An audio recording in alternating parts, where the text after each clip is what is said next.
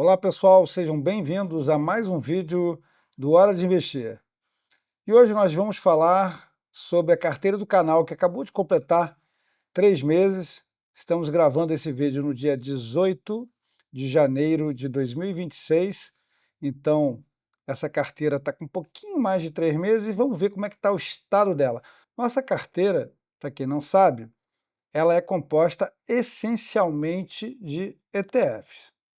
ETFs são fundos negociados em bolsa de valores e possuem como característica principal, ou na maior parte dos casos, de serem fundos que seguem algum índice, e normalmente de forma passiva. Então nós temos ETFs de renda fixa que seguem um índice de renda fixa, ETFs de renda variável do tipo de ações que seguem um índice de ações, como o Ibovespa, como o Standard Poor's lá dos Estados Unidos, ou o Nasdaq, ou o índice alemão, ou que seja. Temos também ETFs de metais preciosos, ETFs de criptomoedas. Então, hoje, nós temos uma pluralidade de ETFs disponíveis na Bolsa. Claro que o nosso mercado ainda é muito menor do que o mercado americano, mas a gente acha que isso, num prazo relativamente curto, deve mudar. Mensalmente têm sido lançados vários ETFs. ETFs de imóveis, né? ETFs de renda fixa, ETFs de ações, ETFs de cripto, todo tipo de ETF tem sido lançado e alguns oferecendo realmente questões muito interessantes com relação à taxa de administração, que normalmente nos ETFs é muito mais baixa do que num fundo fechado, né? E com uma grande vantagem de não ter o famigerado come-cotas, que nesse tipo de fundo tem. E entendam vocês que o come-cotas, ele come realmente toda uma boa parte da sua rentabilidade. Porque essa jabuticaba brasileira, né, eu não sei se em outros países existe, né, esse tipo de fome do leão de pegar uma parte do seu investimento antes que ele atinja a sua maturação, né? Normalmente, quando a gente vai investir, a gente pensa num prazo, a gente tem um objetivo, né? Se você nunca pensou nos seus objetivos, eu acho que seria um bom momento para você refletir e pensar neles, né? Porque é para atingi-los que a gente deve mover a nossa vida em direção à liberdade financeira. Isso pode ser até um motivo para o próximo vídeo nosso. O que você acha da ideia? Deixa aí nos comentários, né, sobre a sua motivação, né, o que te leva, o que te move a investir. Mas então, continuando aqui com a nossa conversa, nós vamos falar um pouquinho da nossa carteira, né? A nossa carteira, ela tem sofrido aportes com alguma frequência, né?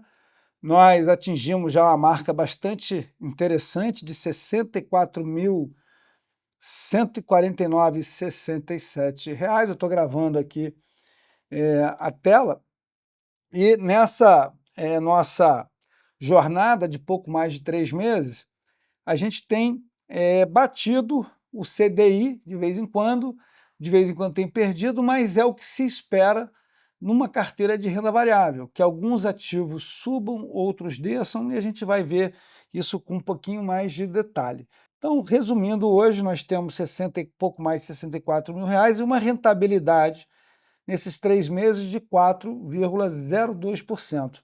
Os dados foram consolidados até o dia 18, né? Um pouquinho antes de eu começar a gravar esse vídeo, já que são 21 horas e 4 minutos.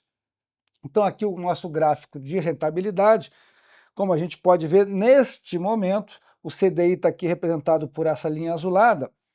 Nossa carteira está acima, mas ela andou um bom tempo abaixo, mas isso não nos preocupa, a gente está focado aqui no longo prazo. E vemos, às vezes, que essas grandes quedas, elas significam momentos, oportunidades de compra.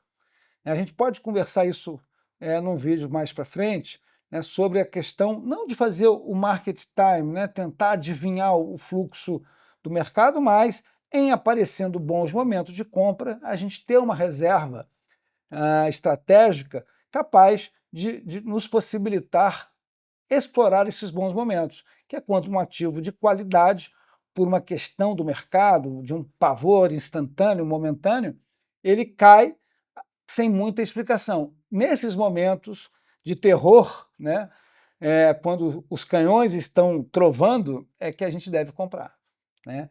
E aí a gente pensou na nossa carteira, né, da seguinte forma, e alguns comentários eu vou fazer aqui. Então, entrou mais um ETF, dividindo espaço agora com IMA B11, que é o PAC B11, um ETF, né, de longo prazo, de renda fixa, e por isso mesmo ele sofre com essas oscilações de humor do mercado, né, porque quando a taxa de juros sobe, o valor do título de renda fixa pré-fixado ou com componente pré-fixado desce.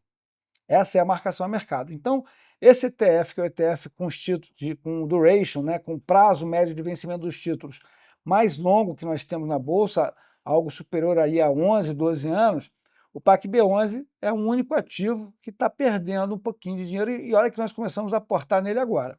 Tá? Então, a alocação alvo, tanto do IMA B11 como do PAC B11, é de 6%. Eles praticamente dividiram essa posição de renda fixa no Brasil. O IMA B11 com uma maturação, né, com uma duration de cerca de 8 anos, e o PAC B11 um pouco mais longo, 11 a 12 anos. O LFT B11 tem um papel de caixa, justamente dessa oportunidade. Ele vai estar aí mais ou menos em torno de 11% na nossa carteira, é o alvo, né? Nós estabelecemos como regra que esses alvos de alocação podem variar 50% para mais ou para menos. Aí temos o IVVB11, ações dos Estados Unidos, SP500, 11% da nossa carteira. O GXUS11, né, que são os mercados que não os Estados Unidos, os outros mercados do mundo, 11% também. O AUVP11, já explicamos por que o AUVP11 entrou na nossa carteira, em lugar do BEST11, que foi substituído. A gente até gosta mais da tese do BEST11, mas por ele distribuir dividendos, por simplificação tributária específica do nosso caso, a gente optou por substituí-lo pelo AUVP11, também com 11%. O XFIX, que é nosso ETF de imóveis Brasil, com 10%, e ele deve dividir espaço com outro ETF, que vai ser objeto aqui do nosso vídeo, um ETF de tijolo, né, de imóveis, e que tem um comportamento um pouco diferente do XFIX. O ALUG11, que é o ETF de imóveis nos Estados Unidos, e dois alternativos aqui com peso bem grande. Essa carteira ela é um tanto arrojada e, por isso, não é uma recomendação de investimento. Tá? Tudo que nós estamos conversando aqui, ele tem o cunho educacional. Nós temos nessa carteira uma experiência para o futuro, para realmente colocar em prática um portfólio inteligente, balanceado e estrategicamente aportado ao longo dos anos. Então, nós temos como alternativos o Gold 11, com 10%. Né? Esse ETF, basicamente, ele segue o preço do ouro, que tem valorizado juntamente com outras moedas, com outros metais, bastante aí nos últimos meses, né? E o Ration 11, que é um ETF que é composto por criptomoedas, basicamente e principalmente o Bitcoin, mas temos também aí o Ether, XRP, Solana, etc, etc, etc. Essa semana nós vamos falar um pouco mais de criptomoedas, né? Então fique atento aos nossos próximos vídeos. Então, seguindo aqui com o nosso vídeo, a gente pode ver que temos exposição no Brasil, pouco menos da metade da carteira, 48%, e ao exterior, né, uma exposição em dólar de 52%. Ah, mas André, 52% não é muito ou não é pouco? Bem, eu costumo dizer o seguinte, o Brasil representa menos de 2%, 1%, que seja, da economia mundial. Então, se o mundo todo está crescendo, produzindo, vivendo, respirando economia, por que que eu tenho que ter 100% do meu patrimônio alocado nesse 1% da economia do mundo? Ao contrário, né? O mundo enxerga o Brasil como um lugar arriscado. E olha, depois que a gente para ver direitinho o que acontece neste país, seja em termos de segurança jurídica, segurança institucional, sobre responsabilidade fiscal, a gente realmente não pode deixar de concordar. O Brasil é um país muito arriscado. Então, o Brasil, na carteira dos investidores do mundo inteiro, ele é a pimentinha daquela carteira. É algo que pode dar um resultado num curto prazo, mas ninguém em sã consciência bota todas as suas fichas aqui no Brasil. Então aqui não é diferente, a gente está olhando para o mundo todo, em alguns momentos a gente vai estar pior do que o Brasil, em outros momentos a gente vai estar melhor, mas é isso, né, é essa variação de oportunidades que vai fazer com que essa carteira cresça e cresça bastante aí ao longo dos anos, com a graça de Deus, tá bom? Então, seguindo aqui com o nosso vídeo, nós temos aqui uma matriz de correlação desses ativos. Basicamente, uma carteira, né, um portfólio permanente, inteligente, ele deve ter ativos que se descorrelacionam entre si, ou seja, quando um sobe, o outro desce. E é o que a gente mais ou menos tem aqui entre alguns ativos. A gente pode ver pela quantidade de quadradinhos aqui, vermelhos, ou puxando para o vermelho, ou mesmo esse branco acinzentado, né? A carteira ainda está um pouco nova demais, né? Alguns ETFs até têm menos de um ano, desses que nós escolhemos para colocar os nossos aportes, e o tempo vai nos mostrar o que pode ir entrando ou saindo para que a gente tenha realmente essa descorrelação entre os ativos selecionados, para que na evolução dos movimentos de mercado de cada um desses ativos, a gente faça os aportes nos momentos em que eles estão baixando, né, e possa realocar quando eles estiverem rendendo acima do esperado. E, continuando, a rentabilidade por ativo, né, vivemos um mundo conturbado, e quando isso acontece, o ouro é o porto seguro, historicamente falando.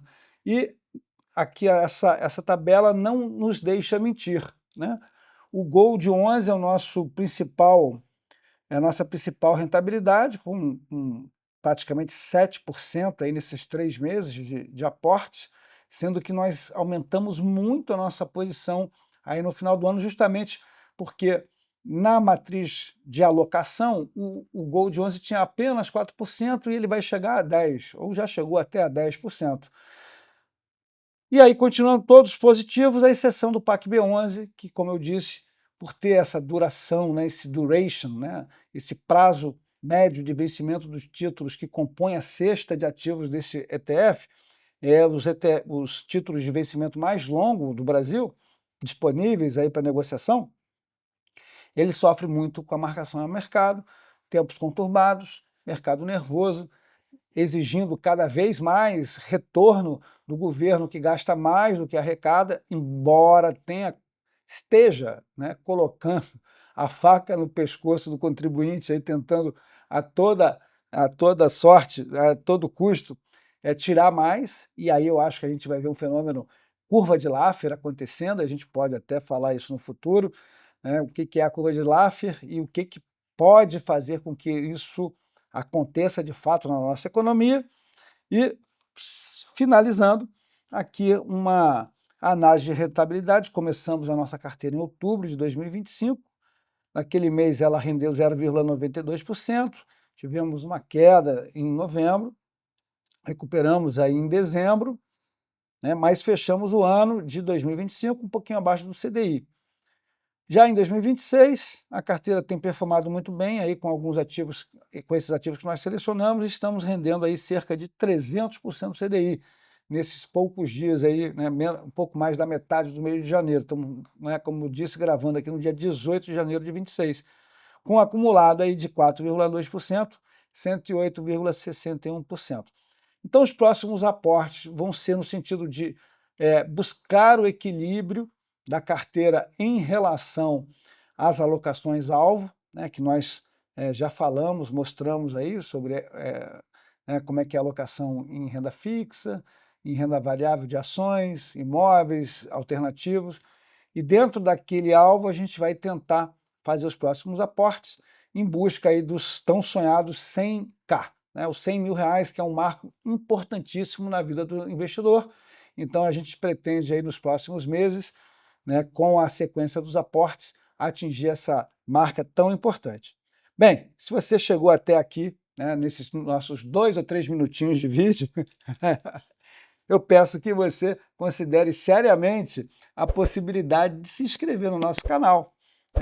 É através da sua inscrição, do seu comentário, do seu incentivo, do seu like, né, que não custa nada, mas para a gente ajuda muito, que esse canal vai poder crescer e levar essa mensagem de prosperidade, de inteligência financeira, de educação financeira a mais e mais pessoas.